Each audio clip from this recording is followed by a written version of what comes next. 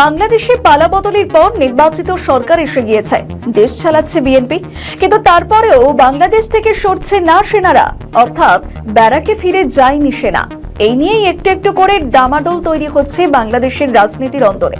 প্রশ্ন হলো, তাহলে কি দেশকে কোনোভাবে শাসন করতে পারছে না তারেক রহমান?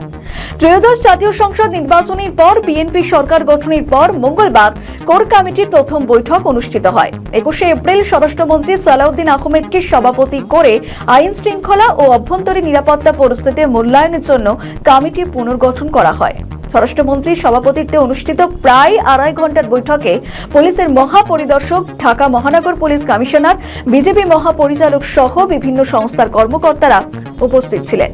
বৈঠকে সেনাবাহিনী প্রত্যাহার ছাড়াও দেশের আইন শৃঙ্খলা পরিস্থিতি, চাঁদার জুলুম দমন, মাদক বিরোধী অভিযান এবং পুলিশের পোশাক পরিবর্তন সহ নানা বিষয় নিয়ে আলোচনা হয়। আর এই প্রসঙ্গে এই আলোচনায় মতামত দিয়েছেন সংবাদ মাধ্যমের সঙ্গে জড়িত বাংলাদেশের সৈয়দ চৌধুরী। তিনি জানান, আদেও বাংলাদেশ থেকে সেনা অবস্থান সরবে কিনা এই নিয়ে সরকারের ভিন্ন মত রয়েছে।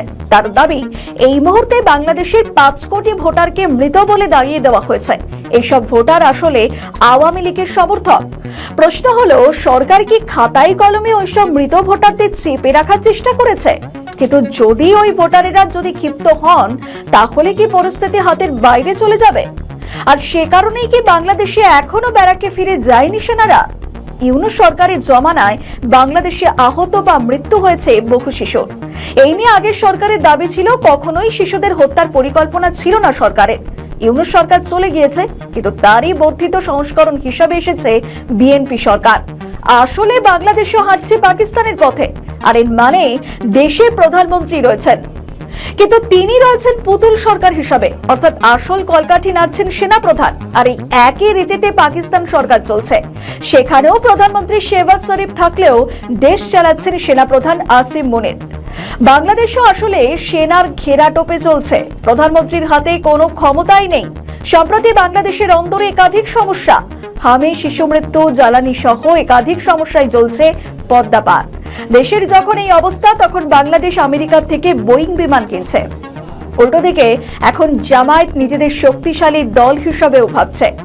বাংলাদেশের ভোটে 70-এর ওপর আসন পেয়েছিল জামায়াত, ফলে জামায়াত নিজেকে এখন বিএনপির সমকক্ষ বলে দাবি করছে। বিজেপির বঙ্গ জয়ের পরে এবার সীমান্তের ওপার থেকে বাংলাদেশের ওপর চাপ আসবে। পুশব্যাক বা পুশিন ইস্যু এবার মাথাচাড়া দিতে পারে বলেও মনে করছেন ওই সাংবাদিক। তাহলে কি কোনোভাবে দেশের নাগরিকরাও চাইছেন যে অবস্থান জারি থাকুক সেনাবাহিনীর?